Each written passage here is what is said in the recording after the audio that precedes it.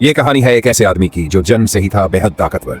वो अपनी एक मुक्के की ताकत से 5 सेंटीमीटर मोटी स्टील को तोड़ सकता था, लेकिन उसने कभी अपनी ताकत का घमंड नहीं किया, बल्कि सब कुछ छुपाकर एक मजदूर की जिंदगी जीने लगा। उसकी किस्मत उसे एक फैक्ट्री में ले आई जहां एक दयालु महिला मालिक ने उसे काम पर रखा। लेकिन एक दिन सब कुछ बदल गया।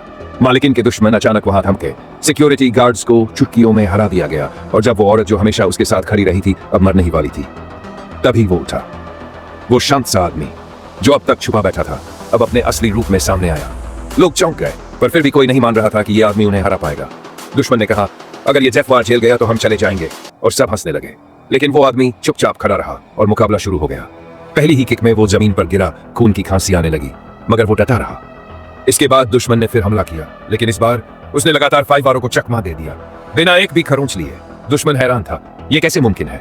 अब उसे शक होने लगा कि सामने वाला कोई आम इंसान नहीं। गुस्से में आकर उसने हथियार मंगवाए। अब लड़ाई और खतरनाक हो चुकी थी। उस आदमी का हाथ घायल हो गया।